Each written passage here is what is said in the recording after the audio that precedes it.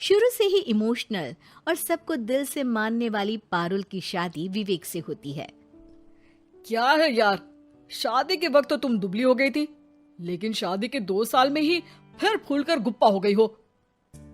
पारुल के साथ अब विवेक का व्यवहार बदल गया। सास ससुर भी बिना बात के ताने देते। अरे 2 साल हो गए, बच्चा नहीं हुआ, निकल यहाँ से। विवेक का भी सहारा पारुल को नहीं मिलता है, लेकिन जिस विवेक से पारुल को तलाक के एवज में 18 लाख मिले होते हैं, वो पारुल एक दिन, इंस्पेक्टर साहब मुझे कंप्लेंट लिखवानी है। जी मैडम, क्या हुआ? चीटिंग, एक लड़के ने मेरे 6 लाख रुपए लूटे हैं। पुलिस वाला पारुल को ऊपर से नीचे तक देखता है। मामला क्या है, विस्तार से बताइए। पारुल फिर जो बताना शुरू करती है, उसके बाद इंसानियत से भरोसा उठना लाजमी है। मेरे पति ने मुझे कभी अपनाया ही नहीं। शादी के 3 साल में ही मेरा तलाक हो गया। मैं नहीं चाहती थी कि मैं उनसे एक भी पैसा लूं, लेकिन वकील और मेरे माता पिता ने उनसे 18 लाख की रकम ली। फिर क्या हुआ? क्या वो पैसे उसने वापस ले लिए? नहीं, उन्होंने तो उसके बाद मुझसे कभी कांटेक्ट भी नहीं किया। फिर? किसी डेटिंग साइट से मुझे आनंद नाम का एक लड़का मिला। उसके साथ मुझे लगा कि मैं दोबारा जिंदगी बना सकती हूँ। वो मेरी केयर करता, मेरी छोटी बड़ी चीजों का ख्याल रखता और मेरा साथ देता। अच्छा, क्या उसने तुम्हें शादी करने का झांसा दिया था? हाँ, वो भी तलाकशुदा था। पहले तो उसने मुझसे कहा कि उसकी एक बेटी है, लेकिन फिर पता चला कि उसकी एक नहीं 2 बेटियां हैं। इतना ही नहीं, दिल्ली के एक आम इलाके में वो बीवी और बच्चियों के साथ ही रहता है।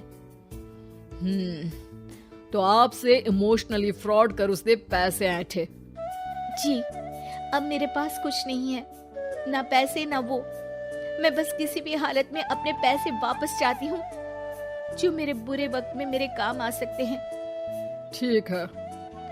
पुलिस आनंद को पुलिस स्टेशन बुलाकर सारी पूछताछ करती है, लेकिन आनंद पुलिस वालों को ये यकीन दिला देता है कि पारुल ने उसे कोई पैसे दिए ही नहीं, बल्कि वो तो उस पर बीवी को छोड़ने का दबाव बना रही थी और ना मानने पर पारुल ने ये झूठा केस डाला है।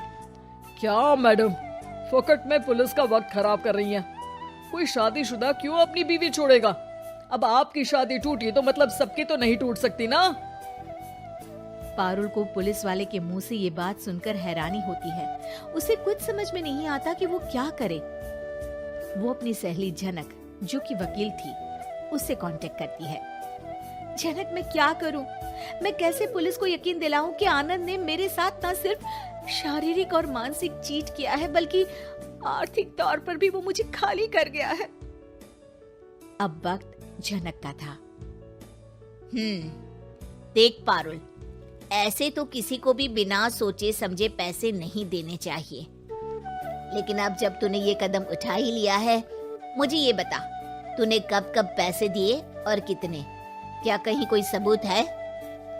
पारुल कुछ सोचती है। 3 बार तो बैंक में ट्रांसफर और 2 बार गूगल पे। क्या इन सब के रिकॉर्ड मिल जाएंगे? हाँ, क्यों नहीं, मैं बैंक से सब निकाल लाऊंगी। अगले दिन पारुल सारी स्टेटमेंट झनक के सामने रखती है और वो व्हाट्सएप की चैट भी दिखाती है, जिसमें कई बार आनंद ने ये बात कबूली थी कि वो उसके पूरे 6 लाख जल्द ही देगा। झनक अब पूरा केस लेकर पुलिस के पास जाती है और मामले को क्राइम एक्ट के तहत पूरे सबूत के साथ दर्ज करा आनंद की गिरफ्तारी की मांग करती है। पुलिस आनंद को लेने जैसे ही उसके घर जाता है, उसका सारा मामला बीवी और बच्चों के सामने खुल जाता है। पुलिस स्टेशन में पारुल को देखकर आनंद भड़क जाता है। ओह, तो बहुत होशियार बन रही हो तुम। ये झनक है ना तुम्हारी बचपन की सहेली? बताऊं सबको तुम्हारे बारे में? सब है मेरे पास, वो फोटो, वो वीडियो, तेरे भाई का नंबर भी है। 6 लाख क्या, अब 1 रुपया भी निकाल कर दिखा दे। वो पुलिस स्टेशन में जोर जोर से चिल्ला रहा था कि तभी पुलिस के एक सीनियर ऑफिसर को गुस्सा आ जाता है। क्यों चिल्ला रहा है? अब तो सारे सबूत है तेरे खिलाफ।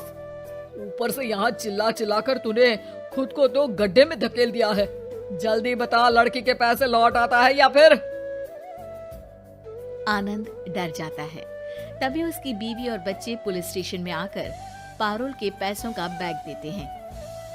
मेरे पति को माफ कर दीजिए प्लीज, उन्हें पुलिस से बचा लीजिए। मेरे छोटे बच्चे हैं, ये कैसे रहेंगे?